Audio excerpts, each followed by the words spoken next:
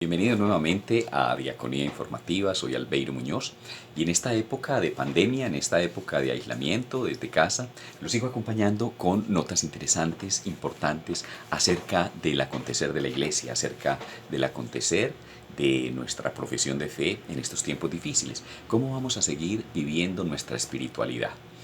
Me preguntaba en estos días, bueno, pues si todas las informaciones hablan del coronavirus y de la pandemia, ¿por qué en mi canal tengo que seguir hablando de eso? Pues la primera respuesta es que definitivamente es la realidad que nos circunda. Y la segunda es que se hablan de muchos temas alrededor de la pandemia, pero de la posición de la iglesia, de la realidad de nosotros como creyentes en este contexto, pues no se habla mucho en los medios de comunicación. Hay algunas agencias católicas que obviamente tocan el tema. Es noticia la situación en Europa, la situación de la conferencia episcopal italiana, francesa, española frente a sus gobiernos, pero son informaciones como muy tangenciales y son importantes que nosotros las conozcamos porque estamos a puertas de vivir lo que estas personas están viviendo en este momento. Recordemos que nosotros vamos como un poquito atrás de todo lo que ha sucedido en Europa y en Asia, y lo que ocurre allá primero, inmediatamente, unos días después, va a ocurrir entre nosotros. Entonces, por eso es tan importante que nos vamos adelantando a todas estas circunstancias que está viviendo la iglesia en países como Italia, como Francia, como España. Hoy vamos a hablar específicamente de las medidas que se han tomado en estos países para poder abrir los templos. Van a abrir en básicamente unos días, el próximo lunes 18 de mayo, vamos a estar ya asistiendo a esta primera aproximación de volver a la normalidad en las iglesias del mundo. Bueno, recuerden que soy Albeiro Muñoz y que quiero, como siempre, pedirles que si les gusta esta información, entonces, por favor, vayan, o ya los que estén en mi canal de YouTube, se suscriban, le den una manito arriba para demostrar, manifestar que les gusta este contenido, para que podamos entonces seguir trabajando en este orden de ideas, en esta dirección, para que todos estemos informados de lo que ocurre en nuestra iglesia, si no día a día, por lo menos 2 o 3 veces por semana. Recuerden también activar las notificaciones para que puedan estar enterados de cuando hacemos una nueva publicación. Entonces hoy vamos a hablar de que Roma empieza a desinfectar sus 337 iglesias. Ese es el número de iglesias, de parroquias que hay en Roma. Y estas iglesias, obviamente católicas, van a reanudar las misas, como decíamos hace un momento, el próximo lunes, el 18 de mayo. ¿Qué va a pasar entonces con todo esto? ¿Cómo se pudo llegar a esta definición? Es precisamente de lo que vamos a hablar. Y también vamos a tener hacia el final otro momento en donde vamos a estar mirando cuáles son esas normas de seguridad para la reanudación de las misas, tanto en Italia como en España, y que muy seguramente van a ser acogidas por el resto de conferencias episcopales en el mundo. Empecemos entonces con esta primera nota de que Roma empieza a desinfectar sus 337 iglesias católicas. Vamos a ambientar esta nota con un video que les he preparado muy especialmente, un video que muestra cómo fueron pues todas estas acciones que se emprendieron para la desinfección de las iglesias en Roma. Específicamente, hay una iglesia que ya tuvo la primera aproximación a esta desinfección y son las imágenes que vamos a ver a continuación. La reanudación pues será el próximo lunes 18 de mayo, como ya lo decíamos, y pues se ha montado alrededor de esto toda una logística. Ustedes lo están viendo ahí en las imágenes. Vemos cómo hay un grupo de personas especializadas, no son obviamente empleados de la Iglesia Católica, sino que hacen parte del ejército y hacen parte del ayuntamiento de la ciudad de Roma. El saneamiento se está haciendo dentro de los barrios, ya se empezó en este primero, y tiene como objeto brindar la seguridad mayor a muchos fieles que volverán a frecuentar las Eucaristías. La ayuda del ejército, la ayuda del ayuntamiento municipal, como decíamos, es supremamente importante. La primera basílica, que la estamos viendo en este momento, ha sido la de San Juan Bosco, que está ubicada en la periferia de la ciudad. Allí se han movilizado, como ustedes lo están viendo, varios equipos de desinfección, equipos de militares, cubiertos con trajes de protección para sanear el templo en la parte exterior. Ahí estamos viendo a la alcaldesa de Roma, quien ha supervisado directamente los trabajos y se ha puesto pues al frente de esto. Es una cosa supremamente seria a la que le están dando muchísima importancia.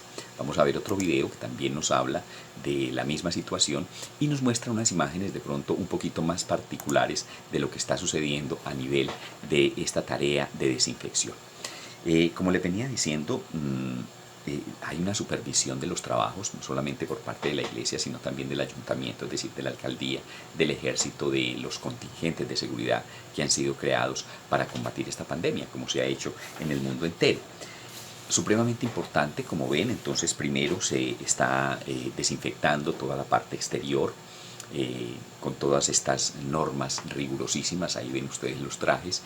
Banca por banca se ha ido también desinfectando todos los lugares de culto, las paredes, las decoraciones mismas de la iglesia. Repetimos, esta iglesia de San Juan Bosco ha sido la piloto en esta manera de supervisar los trabajos y de hacer la desinfección, y pues es gratificante ver cómo tanto el ejecutivo como los militares y el clero pues se han unido en este único propósito. Vamos a darle, dicen ellos, la posibilidad a la gente de que retorne a las Eucaristías.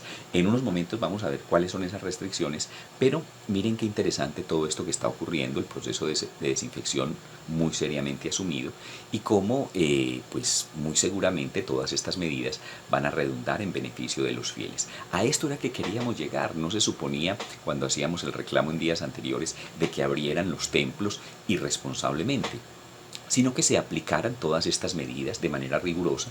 Y miren que para aplicarlas pues no solamente está involucrada la iglesia, sino que también tiene que estar el gobierno de la ciudad respectiva y los militares pues con todo este apoyo logístico y técnico que muy seguramente han venido adquiriendo en mayor manera en los últimos días. Maravillosa pues la noticia. Esperemos que esta apertura con estas normas que vamos a ver a continuación pues tengan efecto y que podamos paulatinamente, dicen en Italia que muy seguramente hacia finales de año, después de varias fases por las que van a ir pasando, ya se estará en una normalidad, digamos casi que al 100%. Eso no lo puede prever nadie, pero son pasos que se van dando.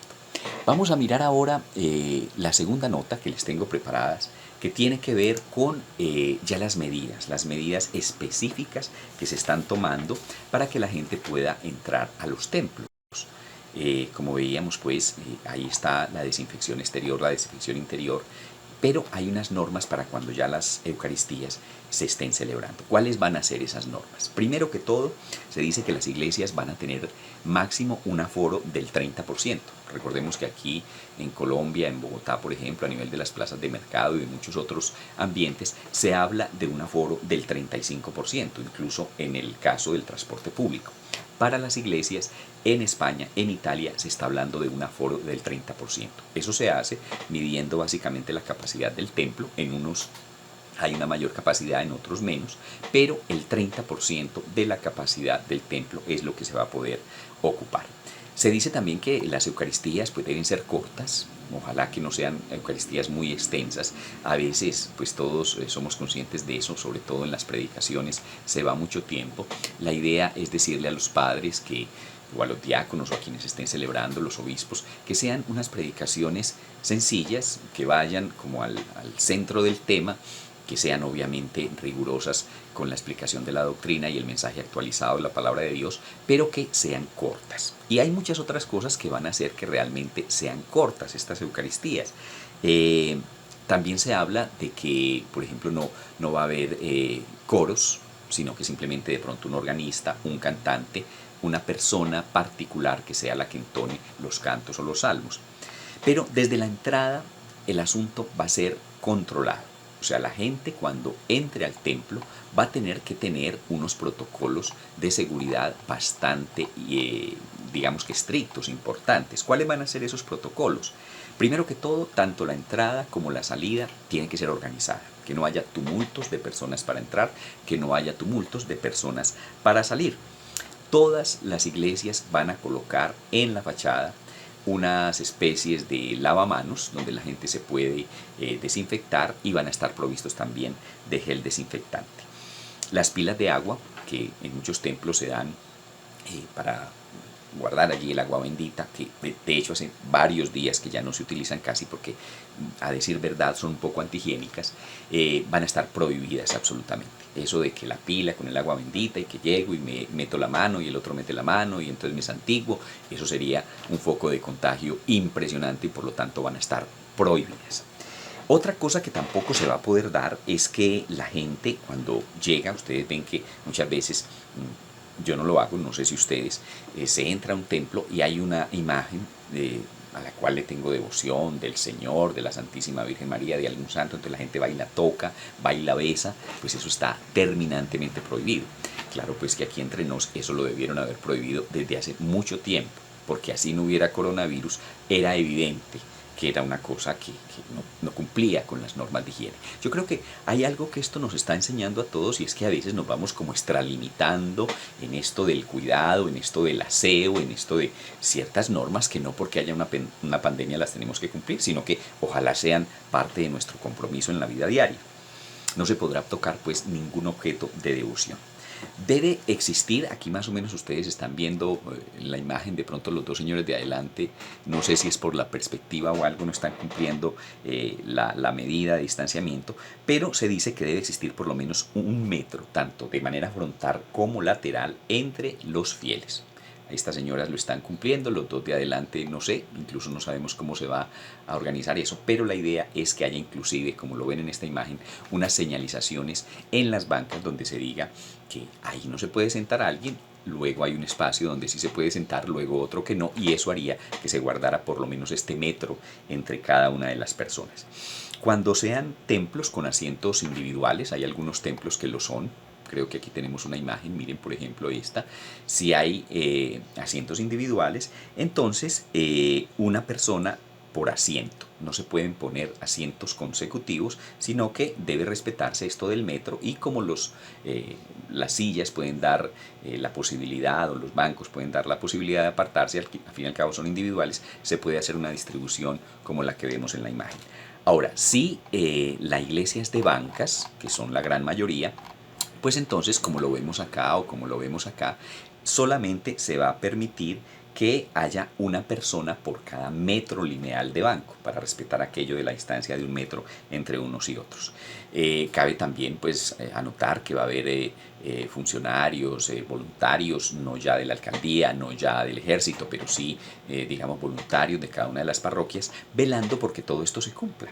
Y digamos que no solamente es por cumplir un protocolo gubernamental o unas medidas de higiene que vienen de otra parte, sino que también a la iglesia le interesa salvaguardar la vida de sus fieles. Entonces estos voluntarios se van a constituir en personas muy importantes que van a establecer el control debido para que todas estas medidas sanitarias se cumplan. Decíamos ya lo de el organista, pero se me había olvidado decirle que no va a haber distribución, por ejemplo, de la hojita del domingo, del folleto para los cantos, del librito que sacan de la sacristía para que todos cantemos y vuelven y lo guardan. No, nada de repartir folletos, nada de repartir hojitas, y que la gente al fin y al cabo vuelva a la costumbre, que es inclusive la propia, de que si alguien está leyendo en el ambón, entonces se le escucha y se le mira con atención a esa persona. A veces hemos caído también en unas costumbres, y vuelvo con esto de que la pandemia nos hace volver a las esencias buenas de las cosas. Cuando se reparte la hojita de la misa, por ejemplo, uno no está mirando al lector, sino que está metido en la hojita. No debería ser así, la hojita es para llevársela para la casa y después reflexionar la lectura, pero mientras estamos en la iglesia, la hojita la dejamos a un lado y miramos al lector que está en el ambón y escuchamos lo que está diciendo. Por eso él hay que ser un buen lector, y por eso nosotros tenemos que estar supremamente atentos. Lo del rito de la paz, pues obviamente tampoco se va a poder dar con la mano, pero también aquí hay una cosa muy importante que anotar, y es que no es que se suprima el rito de la paz, el rito de la paz continúa. De hecho, dentro de toda la organización litúrgica es supremamente importante. Como ustedes se darán cuenta, cuando el sacerdote, el diácono, dice dense fraternalmente la paz. Algunos dicen, dense un signo, un saludo. Yo diría que eso del saludo y del signo sobra. Simplemente, después del cordero, el sacerdote o el diácono dice, dense la paz. ¿Cómo se la va a dar? Por medio de una mirada, por medio de un gesto, por medio de... Ni siquiera de pronto la palabra signo cabría. Póngale la palabra signo, pero eso de dense un saludo de paz, eso del saludo no es necesario. Dense fraternalmente la paz. Es el término correcto que incluso está especificado en el misal. Así es que no se suprime el rito, sino la manera como convencionalmente se ha dado ese rito. Pero la paz se da con una sonrisa, se da con una mirada. Yo no diría eso del codo porque me parece que no es la usanza nuestra, no va con nuestras costumbres, pero una venia, una mirada, una sonrisa, un movimiento de cabeza, en fin, todo eso contribuye a hacer un gesto de darse la paz, que no es otra cosa que llevar esa paz que está brotando del altar y que la llevemos compartiéndola a todos los que están a nuestro alrededor. Entre otras cosas, yo creo que esto va a suprimir un poquito también esa costumbre que tampoco es la más adecuada de irnos 5 o 6 bancas atrás dando la paz y 5 o 6 bancas adelante dando la paz. No, la paz se le da a la persona que tengo justo adelante, justo a un lado, justo al otro y justo atrás. No tengo por qué desplazarme de mi sitio para darle la paz. Y esa paz que yo le doy al que está más próximo, él la replica dándoselo a los demás atrás. Y todo esto viene desde el altar, donde empieza el rito, donde se da la moción para que todos nos demos la paz y la vamos desplegando sin necesidad de movilizarnos del sitio donde estemos. Y ahora mucho menos. Para dar la comunión, el celebrante pues va a tener también, como ustedes lo miran aquí, guantes, va a tener tapabocas, el fiel también necesita llevar guantes, necesita también tener el tapabocas y se dice que incluso pues el celebrante, a lo mejor en presencia de todas las personas, va a hacer el gesto antes de ponerse los guantes de lavarse las manos. De hecho, pues muchas de estas cosas y estas costumbres litúrgicamente están dadas. Miren que, por ejemplo, los monaguillos le llevan al sacerdote, al diácono, antes de empezar a dar la paz, es una usanza común, y después un poco de agua, la palanganita, para que se lave las manos. Pero aquí va a tener que ser mucho más evidente porque va a tener que ser incluso con gel desinfectante para que tanto el sacerdote como los fieles estén tranquilos y estén seguros.